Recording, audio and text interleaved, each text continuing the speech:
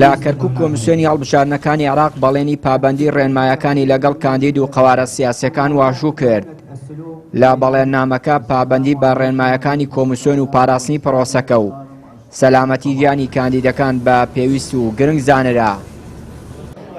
ئێمڕۆ هاتنمان لەگەڵ قەواعد السلوک الانتخابی لەگەڵ مرشحەکان دەیکەینەوە، حتا هەرێکێ بزانێ شروطی چییە هینی چییە اتفاقمان کردووە، ئەمە حتا گڵشیان دڵنیا بن ناخب سیقەی بێ بە مفەوەڵیە. ئێمە هاتمانە لەبەر خزمەتی ئێوەش یارمەتی بیدەنەوە بەگشتمانەوە حتا ئەم عمل انتخابیە نەجاحەت بێنێ. حازرە، هیچ کێشەمان نییە، گشتی حازرە. لە دەیدا ئینشاءڵڵا لە دەی هەشتیدا هین خاسەکەیە، لە دەیدا عامەکەیە، گشتی ئەڕواتە ڕێەوە بێ عەرقەلە. تەواو تەئجیلی ئینشاءڵڵا نییە، لە دەیدا انتخاباتە ئەم لە ئەولای نییە، قەرار مەجلس مفەوەڵینە، قرار رئیس وزراء، قرار عضو پەرلەمان، هینە مەجلس نوابە. بانگەشەی هەڵبژاردن و ململانەی نێوان کاندید و قەوارەکان لە کەرکووک لە چاو پارێزگاکانی دیکە گەرمتر و تونترە.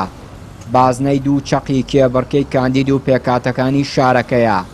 هەر بۆیە واژووکردنی بەڵێننامەی پابەندبوون بە گرنگ دەزانرێ بۆ کەرکووک.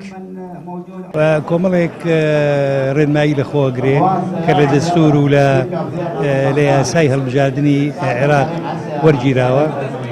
پابەندبوونمان بەم ڕێنمایانە شتێکی زۆر سەرەکیە بۆی پرۆسی هەڵبژاردن بە شێوەیەکی ڕێک و پێک بچێتە پێشەوە و ئەو دەستدرێژیکردنەی بۆ سەر کاندیدەکان ئەکرێت لەلایەن کەسانێکی دەناسراوە لێرە بەپێی ئەم ڕێنمایانە سنووردارەکرێت. وەڵڵاهی ئومێد دەکەین بەجددی کە ئەمڕۆ ئەم واژوەی کە کرا مەوەکو وترا التزامێکی ئەخلاقیە. ئومێد دەکەین کە ئەسەرێکی هەبێت. ئەوە ئومێدی هەمومانە، بەتابەتی ئەو کاندیدانی کە سربەخۆن کە حزمیان لە پشتەوە نیە، کە ڕێخستنیان لە پشتەوە نیە، ئەوان زیاتر زەرمەندن. ئەتاکێت وەکو عەرزی جەنابتم کرد، ئێمە سێری ئەوەکەین ڕۆژ دوای ڕۆژ کە نزیکە بووینەوە لە ڕۆژی دەیدا، سێرەکەین ململانەکە زیاتر قوڵترە بێت و چرترە بێت و تەمەناکەین ئەم واژووکردنەی ئەمڕۆ ببێتە کارێک بۆ هێوەرکردنەوەی ئەو ململانەت کە چاوەڕوان نەکراوەیەوە ئومێد دەکەین ئاسەواری سلبی نەبێت. کەرکووک بۆ سێ بازنەی دەنگدان دابەش کراوە. 36 کاندید لە بازنەی یەک کێبڕکێ بۆ بردنەوەی 5 کورسی دەکەن. لە بازنەی دوو کە ململانەی نەتەوەکانی تیادا زیاترە، 55 کاندید هەوڵی بردنەوەی 4 کورسی دەدەن.